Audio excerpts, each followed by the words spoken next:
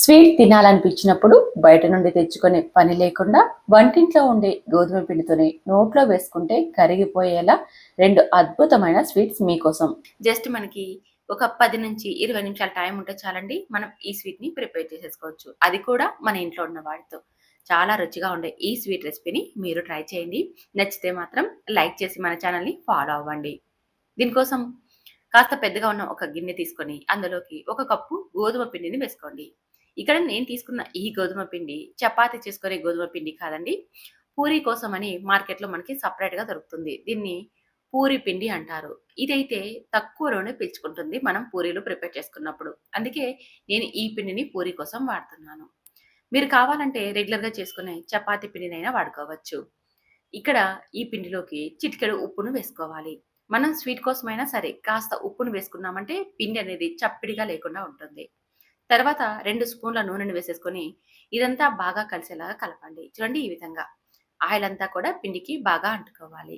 తర్వాత ఇందులోకి కొద్ది కొద్దిగా నీళ్ళని వేసుకుంటూ పిండిని రెగ్యులర్‌గా పూరికి ఎలా అయితే పిండిని తడుపుకుంటామో ఆ విధంగా తడపండి. చపాతీ పిండి కంటే మరి కాస్త గట్టిగా ఉండాలి. అప్పుడే మనకి పూరీలు నూనెను ఎక్కువ పీల్చుకోకుండా ఉంటాయి. అది గుర్తుపెట్టుకోండి. అందుకని మీరు ఎప్పుడైనా సరే పూరి కోసం పిండిని ఇలా తడుపుకునేటప్పుడు కాస్త గట్టిగా ఉండేలాగా చూసేసుకోండి. ఇప్పుడు మూత పెట్టి జస్ట్ 10 నిమిషాలు పక్కన పెట్టుకోండి. ఇప్పుడు ఒక మిక్సీ గిన్నె తీసేసుకొని అందులోకి పావు కప్పు పుట్నాల పప్పు, మనమైతే పప్పులు అంటాం కదండి, వాటిని వేసుకోవాలి. అలాగే పావు కప్పు ఎండు కొబ్బరి ముక్కల్ని, 10 దాకా బాదం ముక్కల్ని కానీ లేదా జీడిపప్పు ముక్కల్ని కానీ వేసేసుకోండి. అలాగే ఇందులోకి 4 ఇలాచిని, 1 స్పూన్ సోంపును వేసుకోండి. ఇది మనకి మంచి స్మెల్ వస్తూ టేస్ట్ చాలా బాగుంటుంది. అలాగే మనం స్వీట్ కానీ ఆయిల్ ఫుడ్ కానీ తిన్నప్పుడు మనకి త్వరగా అరగదు కదండి. ఇది తిన్నామనుకో మనకి డైజెస్ట్ ప్రాబ్లం అనేది ఉండదు. అందుకనే స్వీట్ రెసిపీలోకి ఎప్పుడు కూడా మీరు కాస్త సోంపును వేసుకొని ట్రై చేయండి. తర్వాత ఇందులోకి ఒక 4 స్పూన్ల దాకా బెల్లం పొడిని వేసేసుకొని ఇదంతా మిక్సీకి పట్టండి. కచ్చా పచ్చాగా మనం గ్రైండ్ చేసేసుకోవాలి. సాఫ్ట్‌గా కాకుండా చూడండి అక్కడక్కడ పలుకులుగా ఉంది కదా! నైస్ రవ్వలాగా ఇలా గ్రైండ్ చేసేసుకోవాలి. మనకు అక్కడక్కడ కొబ్బరి, అక్కడక్కడ పప్పులు, అలాగే బాదం ముక్కలు తగులుతూ ఉండాలి. అలా గ్రైండ్ చేసేసుకున్న ఈ మిశ్రమాన్ని ఒక బౌల్‌లోకి తీసేసుకొని పక్కన పెట్టేసేసుకోండి. ఇప్పుడు స్టవ్ మీద ఒక గిన్నె పెట్టుకొని అందులోకి హాఫ్ కప్పు బెల్లం తురుము తీసుకోండి. మనం గోధుమ పిండిని తీసుకున్నాం కదండీ! అదే కప్పుతో హాఫ్ కప్పు బెల్లం తురుము, ఒక కప్పు నీళ్ళని వేసుకోండి. హాఫ్ కప్పు బెల్లం తురుముకి ఒక కప్పు నీళ్లు వేసుకున్నారంటే సరిపోతుంది. ఇదంతా లో ఫ్లేమ్‌లో పెట్టి కలుపుతూ మరిగించండి. చూడండి బెల్లం అంతా కరిగిపోవాలి. ఇలా ఉడుకుతున్నప్పుడు మూత పెట్టి స్టవ్ మీద నుంచి దించి పక్కన పెట్టేసేసుకోండి. ఈలోపు మనకి 10 నిమిషాల టైం అయిపోయింది. చూడండి పిండి అనేది సాఫ్ట్‌గా అయిపోయింది. మనం 10 నిమిషాల పిండిని నానబెట్టుకుంటే సరిపోతుంది. పూరికి ఎప్పుడు కూడా పిండిని ఎక్కువ సేపు నానబెట్టకూడదు. అలా నానబెట్టేసామంటే పూరి అనేది ఆయిల్‌ని ఎక్కువగా పీల్చుకొని మనకి చాలా చాలా ఆయిలీగా ఉంటాయి. అందుకని ఎప్పుడైనా సరే మీరు పూరి కోసం పిండిని ఎక్కువ సేపు నానబెట్టుకోకుండా 5 లేదా 10 నిమిషాలు నానబెట్టేసేసుకొని వెంటనే పూరీలను తయారు చేసేసుకోండి. ఇప్పుడు మనకి ఎంత సైజులో ఉండలు కావాలో అంత సైజులో తయారు చేసేసుకొని రౌండ్ షేప్‌లో చేసుకున్నాక కొద్దిగా పొడి పిండిని చల్లుకుంటూ చూడండి ఇలా పూరీల్లాగా ఒత్తుకోవాలి. మరీ పల్చగా ఉండకూడదు, మరీ మందంగా ఉండకూడదు. పల్చగా ఉన్నాయంటే పూరీలు పొంగుతూ రావు. మందంగా ఉన్నాయనుకోండి ఆయిల్ ఎక్కువ పీల్చుకుంటాయి. అందుకని రెగ్యులర్‌గా మీరు పూరీని ఎలా అయితే ఒత్తుకుంటారో లేదా నేను వీడియోలో చూపించిన విధంగా ఈ మందంతో ఉంటే సరిపోతుంది. తర్వాత కాస్త పొడి పిండిని మనం చల్లుకొని ఒత్తుకొని ఉంటాం కాబట్టి, ఆ పిండంతా కూడా రేకు నుంచి విడిపడేలాగా కాస్త అటు ఇటు అన్నారనుకోండి, పొడి పిండంతా కూడా అక్కడే పడిపోతుంది. ఇప్పుడు స్టవ్ మీద డీప్ ఫ్రైకి సరిపడా ఆయిల్ పెట్టి, ఆయిల్ బాగా వేడెక్కినప్పుడు ఇందులోకి ఒక్కొక్క రేకును వేసుకుంటూ, ఇలా గరిటెతో మనం ప్రెస్ చేశామంటే ఆయిల్‌లో బాగా పొంగుతూ వస్తాయి. ఇలాగే అన్ని పూరీలను కూడా మంటని హై ఫ్లేమ్‌లో పెట్టేసేసుకొని ఫ్రై చేసేసుకోండి. అప్పుడు తక్కువ నూనె పీల్చుకుంటాయి. ఇలా తీసేసిన ప్రతి పూరీని కూడా మీరు ఒక గిన్నెలోకి వేసేసుకోండి. గిన్నెలోకి వేసుకొని ఒకదాని మీద ఒకటి వేస్తూ వచ్చారు అంటే పూరీలు మనకి మెత్తగా ఉంటాయి. ఇక్కడ మనం చేసుకునే రెసిపీకి పూరి అనేది గట్టిగా కరకరలాడుతూ ఉండకూడదు. మనకి మెత్తగా ఉండాలి. ఇక్కడ పూరి రంగు మారింది కదా కరకరలాడుతుందేమో అని అనుకోకండి. మనం పూరీలను ఒకదాని మీద ఒకటి వేసేసామనుకోండి బౌల్‌లోకి, అవన్నీ కూడా మెత్తగా అయిపోతాయి. ఇలా అన్ని ఒక బౌల్‌లోకి వేసేసుకొని ఇలా కాస్త గట్టిగా అదిమారు అంటే పూరీలన్నీ కూడా మనకి మెత్తగా అయిపోతాయి. ఇలా అన్నీ తయారు చేసేసుకొని పక్కన పెట్టేసేసుకోండి. ఇప్పుడు ఒక అన్నం తినే ప్లేట్ ఉంటుంది కదండీ! ఆ ప్లేట్‌ని తీసేసుకోండి. అందులోకి మనం బెల్లం సిరప్‌ని ప్రిపేర్ చేసి పెట్టుకున్నాం కదా! ఆ సిరప్‌ని స్టెయినర్ సహాయంతో వడగట్టండి. వడగట్టడం వల్ల మనకి బెల్లంలో ఇసుక, చెత్త ఉంటే అవన్నీ కూడా స్ట్రెయినర్‌లో ఉండిపోతాయి. ఇలా మనం ప్లేట్‌లోకి ఎందుకు వడగట్టుకున్నాము అంటే, మనం ఇప్పుడు ప్రిపేర్ చేసి పెట్టుకున్నాం కదండీ! పూరీ రేకుల్ని ఇందులో ముంచి తీసుకోవాలి. మనకి ఇలా వెడల్పుగా ఉన్న ప్లేట్ అయితే పూరీలను ముంచడం చాలా చాలా ఈజీ అవుతుంది. అందుకనే నేనిలా అన్నం తినే ప్లేట్‌లోకి వేస్తున్నాను. మీరు కావాలంటే కాస్త వెడల్పుగా ఉన్న ఒక బౌల్‌లోకి వేసేసుకొనైనా ఇలా సిరప్‌లో ముంచి తీసేసుకోవచ్చు. ఇప్పుడు ఒక్కొక్క పూరీని తీసుకుంటూ ఈ బెల్లం సిరప్‌లో ముంచి తీసేసుకోవాలి. అటొకసారి, ఇటొకసారి మీరు సిరప్‌లో అదిమారంటే బెల్లం సిరప్ అంతా కూడా పూరీలు బాగా పీల్చుకుంటాయి. ఎక్కువ సేపు పూరీని బెల్లం సిరప్‌లో ఉండనీయకండి. అలా ఉండనిచ్చారంటే పూరి అంతా కూడా మెత్తగా అయిపోతుంది. జస్ట్ అలా ఒకసారి, ఇలా ఒకసారి ముంచేసి తీసేసేయడమే. అంటే కొన్ని సెకన్ల పాటు మాత్రమే సిరప్‌లో ముంచి తీసేసుకోవాలి. ఇలాగే అన్ని పూరీలు కూడా బెల్లం సిరప్‌లో ముంచి ఒక ప్లేట్‌లోకి పెట్టేసేసుకోండి. తర్వాత ఒక్కొక్క పూరీని తీసుకుంటూ చూడండి, నేను వీడియోలో చూపించిన విధంగా మనం ప్రిపేర్ చేసి పెట్టుకున్నాం కదా! కొబ్బరి, పప్పులు, అలాగే బాదం పొడిని ఇదంతా తయారు చేసి పెట్టుకున్నాం కదా! ఆ పొడిని దీనిపైన ఒక లేయర్ లాగా అప్లై చేసేసుకోవాలి. మీరు కావాలంటే పైన డ్రై ఫ్రూట్స్‌ని కూడా అదేనండి, మన దగ్గర ఉన్న బాదం పప్పు, జీడిపప్పు వీటన్నిటిని కూడా చిన్న ముక్కలుగా కట్ చేసైనా మీరు మిడిల్‌లో స్టఫ్ చేసేసుకోవచ్చు. ఇలా రోల్ చేసేసుకోవాలి. మనం పొడిపిండిని చల్లుకున్నాం కదా! ఒక లేయర్ లాగా. తర్వాత పూరిని ఇలా రౌండ్ షేప్‌లో మడత పెట్టుకోవాలి.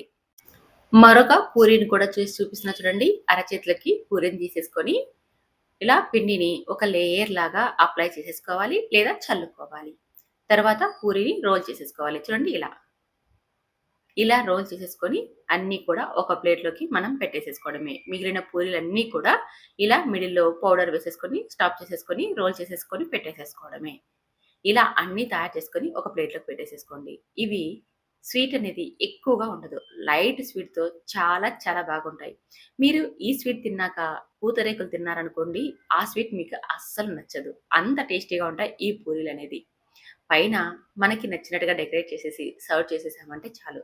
ఇంటికి వచ్చిన అతిథులైనా సరే, ఇంట్లో ఉన్న వారైనా సరే, ఈ స్వీట్‌కి అలాగే మీ వంటకి ఫిదా అయిపోతారు. అంత రుచిగా ఉంటాయి.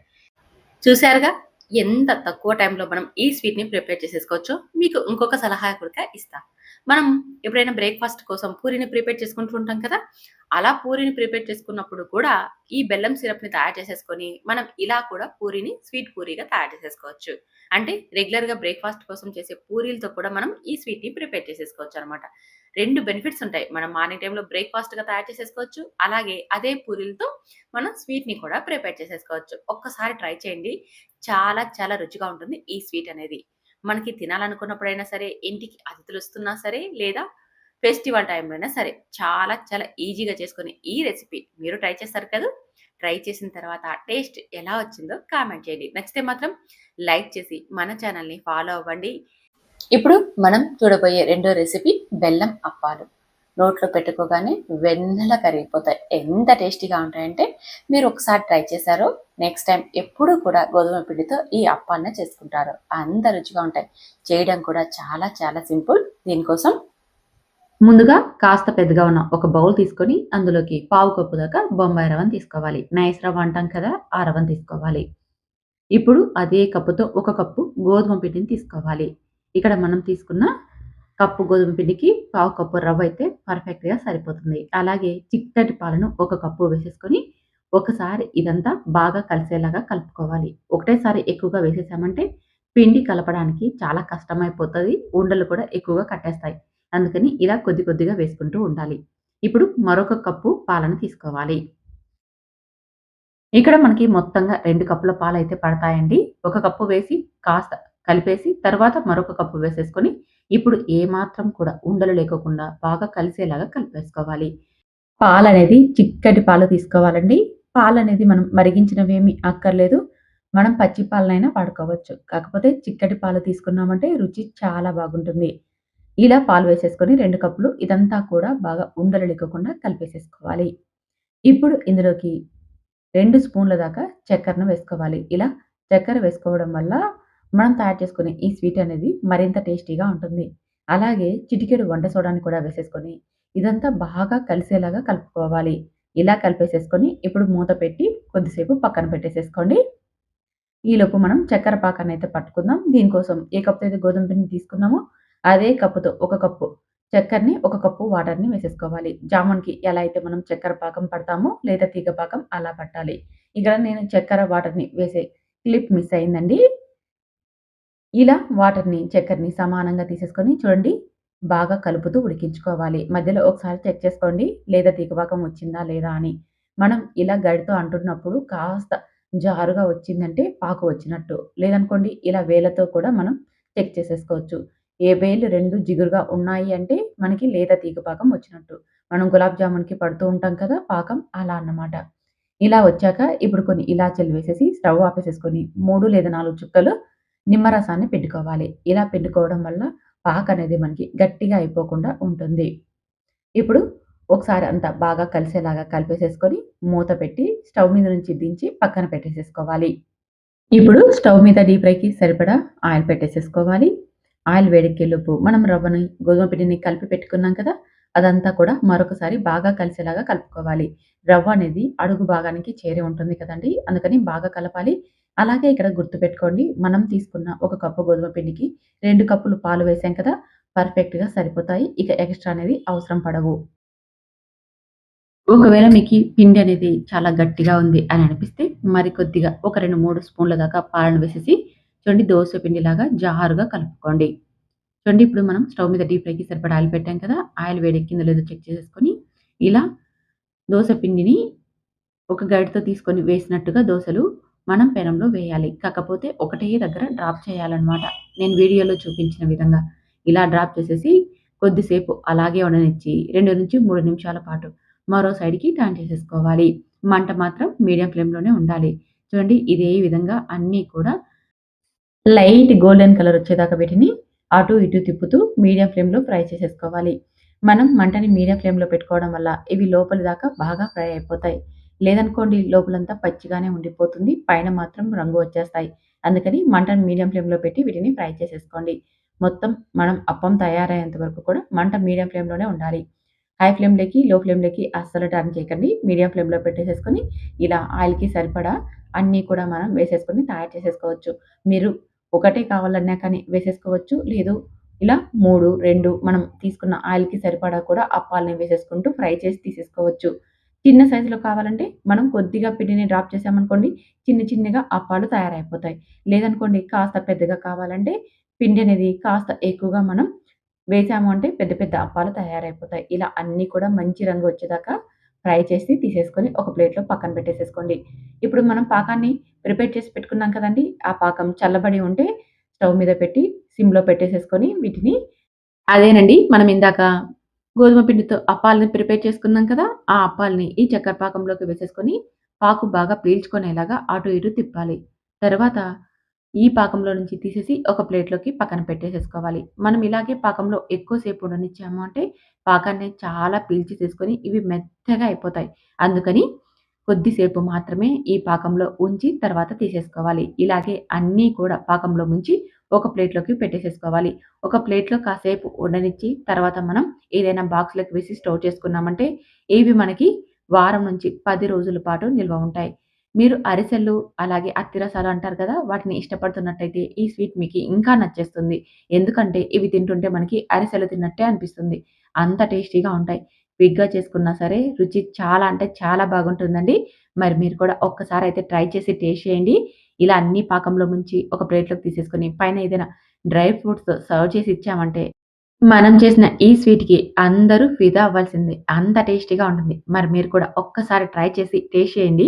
సింపుల్‌గా చేసుకొని ఈ 2 రకాల స్వీట్లు చూసారు కదా! మీరు ట్రై చేసి మీకెలా వచ్చాయో కామెంట్ చేయండి. Thank you for watching.